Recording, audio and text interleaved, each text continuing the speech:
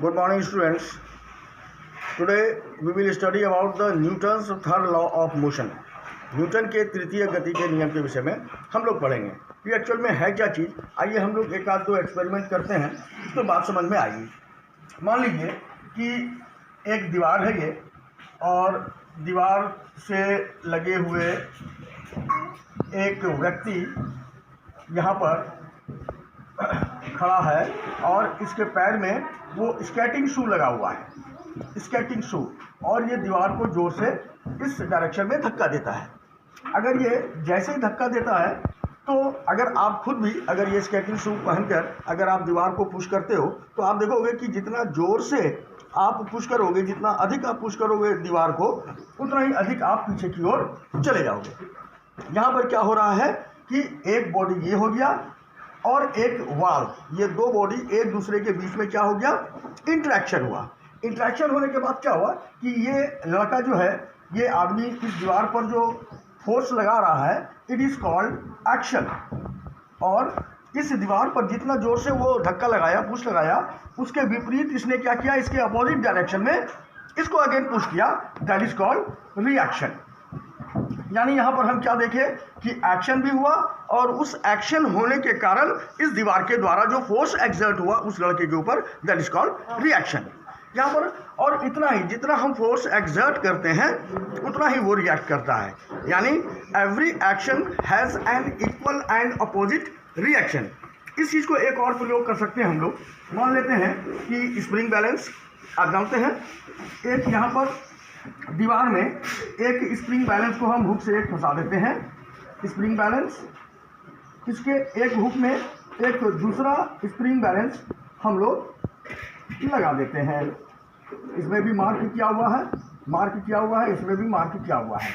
और इसको हम अगर इधर की ओर फोर्स करते हैं तो हम क्या देखते हैं कि इसमें अगर मान लेते हैं 5 न्यूटन दिखा रहा है तो इसमें भी 5 न्यूटन दिखा रहा है। इसका मतलब ये स्प्रिंग इस स्प्रिंग बैलेंस पर जितना फोर्स एक्सर्ट कर रहा है इन दिस डायरेक्शन, इसका मतलब ये भी इन अपोजिट डायरेक्शन वो उसको रिएक्ट कर रहा है।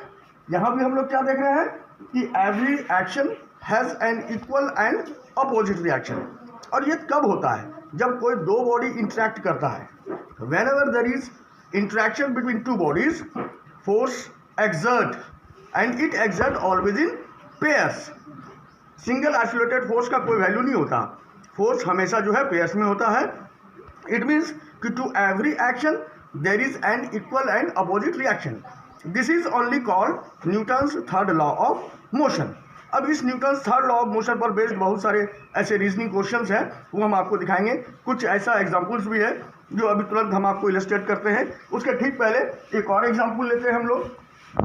अगर इस ग्राउंड पर एक बड़ा सा भारी बॉक्स रखा हुआ है तो इसका जो वेट है वो कहाँ जाएगा, नीचे की ओर लगेगा, दैट इज कॉल्ड एक्शन। और इसके ठीक अपोजिट डायरेक्शन में इस ये ग्राउंड जो है इस बॉक्स पर जो फोर्स एक्सर्ट कर रहा है, दैट इज कॉल्ड रिएक्शन। तो यहाँ पर एक्शन और रिएक्शन ये दोनों मैग्नीट्यूड में इक्वल है, लेकिन डायरेक्शन क्या है, इसका अपोजिट है। लेकिन ये दोनों फोर्स ही है और ये मैग्नीट्यूड इसका क्या इक्वल है, बराबर है। अगर ये बराबर नहीं होता, अगर इसका मैग्नीट्यूड रिएक्शन जो है वो इक्वल नहीं होता, तो ये तो हो सकता है कि ये बॉक्स ऊपर की ओर उठ जाता, या फिर ये रिएक्शन अगर ऊपर अगर नहीं कम दे पाता तो ये बॉक्स जो है नीचे जमीन में नीचे चले जाता। So whenever there is interaction between two bodies, equal and opposite forces exert. यही है Newton's third law of motion. It means कि to every action there is an equal and opposite reaction. इस चीज़ के लिए बहुत सारा ऐसा एग्जाम्पल है। आप देखिए, जब आप स्विम करते हैं, तैरते हैं, तो क्या करते हैं हम लोग, वाटर को, पानी को क्या करते हैं, पीछे की ओर पुश करते हैं तो हम लोग आगे की ओर बढ़ते हैं। और सिंपली एक एग्जांपल, जब हम लोग वॉक करते हैं, चलते हैं, पैदल चलते हैं, तो हम लोग क्या करते हैं, अपनी पैर से ज़मीन को पीछे की ओर फोर्स लगाते हैं।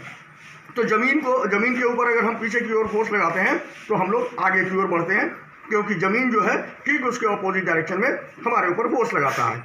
इमेजिन कीजिए, अगर आप फ्रिक्शनलेस आप जो है ग्राउंड में अगर आप हैं तो आप फोर्स नहीं लगा पाते ज़मीन के नीचे, जिसके कारण आपको चलने में कठिनाई होती है।